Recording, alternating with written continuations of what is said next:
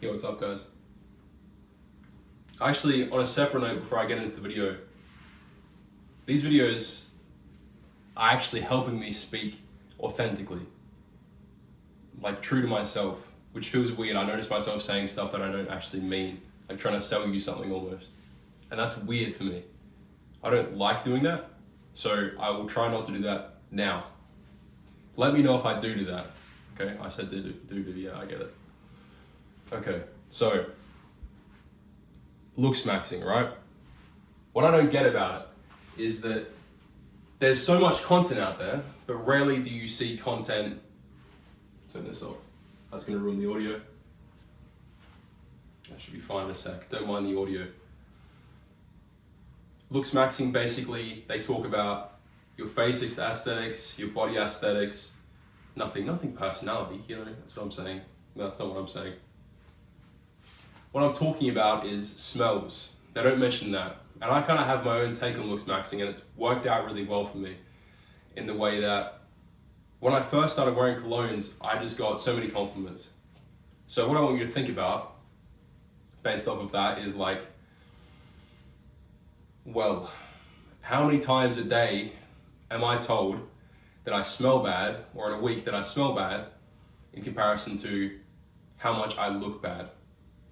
Sure, if you wear like raggedy clothes, you might hear a lot of the time that you look bad, but nowadays I think it's easy enough to fix your look, at least to make it to a basic level.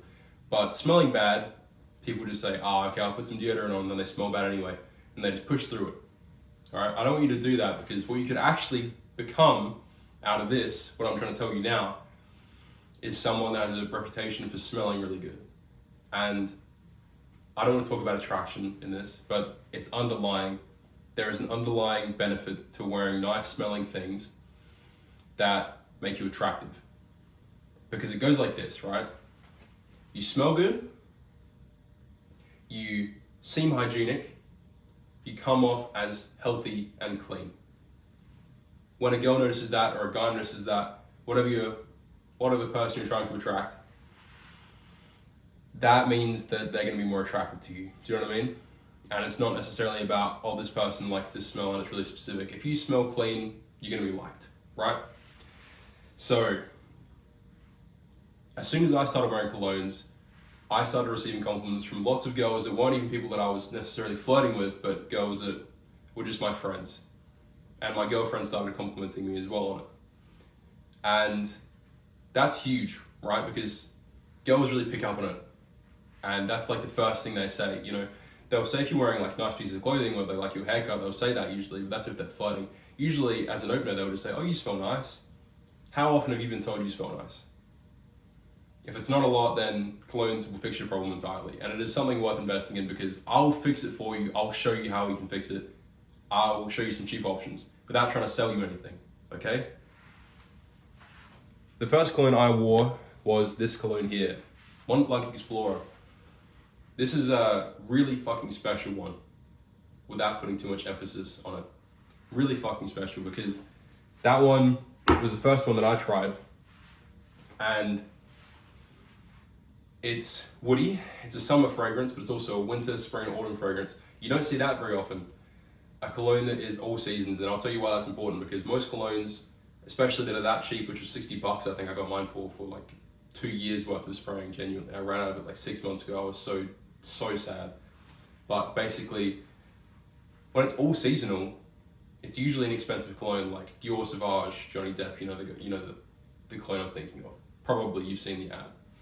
That one's one that's all seasonal, but you see very few of them, generally speaking. They're not as versatile as 4 Seasons. That one is 4 Seasons. Another benefit of it, it was cheap, it lasts a long time, 3 to 4 hours, and the sillage is good. I spray it on myself, and people around me can actually smell it.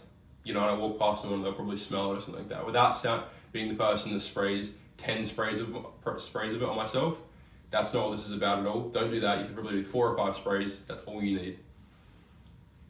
But nonetheless, the sillage is good. People smell it on me, right?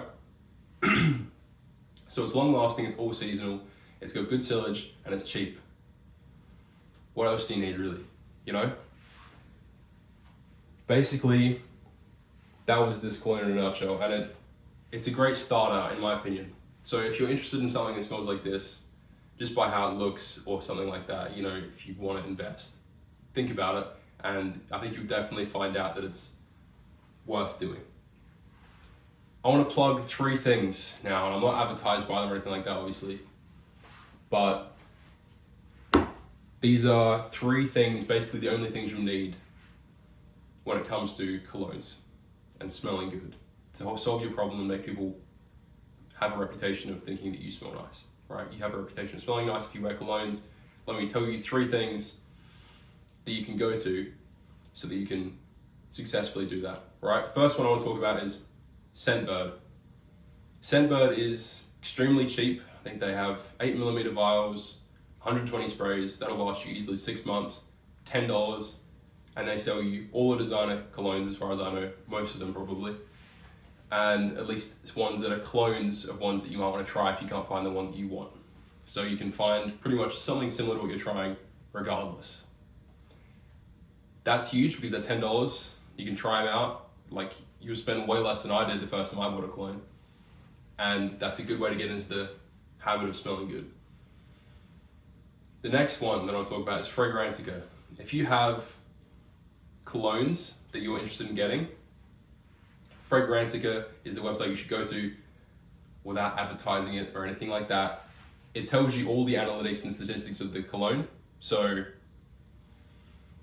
it'll tell you everything you want to know about it, what season it is, how long it'll last on you, and how wide the range is. And it'll also give you a star rating, which is huge because you can trust it, and there's like 1,000 reviews on most colognes that are popular, or at least that are uncommon but still bought. Although what I would recommend is if you go to them, go on that website for Fragrantica, don't go down to the bottom of it and read the reviews, okay? One of the reviews I saw was, my husband ordered a sample online, it leaked into the packaging, and I could have sworn a sweaty high school gym class circa 1996 had broken out in our mailbox. I had to do the voice for that. Basically, it sounded like an old English woman. I don't know who the fuck comments on that website, but it's fucking wild. So, without sounding too much like Jeremy Fragrance and like huffing the cologne or that fragrance kid you've seen on TikTok, like people just absolutely inhaling it and all kinds of shit happening. I'll just talk about that website, what was it? Scentbird, and then the last one is School of Scent. School of Scent, this guy is huge. You might have seen him on social media if you're really watching that sort of stuff, like TikTok and all that sort of stuff. He's on there. He makes 5 to 10 minute videos. These videos are nuts, extremely well worth it.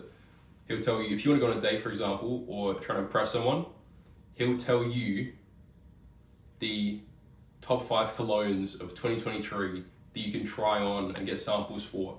He's just got everything you need to know, right? That's huge. Those are the only sort of things that I want to talk about for plug-wise. And the last thing that I'll say is, without boring you too much, because your attention's probably gone by now, but if it's not and you're staying here because you're really interested in learning, which I respect, the last thing that I'll say is, when you go to these websites, like Fragrantica, here's a secret. They'll show you the notes in it, and they'll say top notes, middle notes, base notes. Top notes, the first thing you smell, first 30 minutes of what you smell. So that's important because if you go into a cologne testing store and you test out some colognes and you smell them, then the first thing you might smell is an intense smell of alcohol or citrus. That's because that's the top note. Doesn't mean you're not gonna like the cologne. Be, all right? So don't judge it just off that. 30 minutes after you spray down a tester on a piece of paper, they usually have those, you get the middle notes. Those are just usually like floral notes or something like that. But the notes that I usually like the most come from the base notes, and they're usually notes like leather and wood, and sometimes with colognes like Mont Blanc Explorer, you'll smell those immediately, but for most ones you have to wait over an hour. So top notes immediately, middle notes 30 minutes after, base notes after 1 hour. All right? Courage can change any outcome.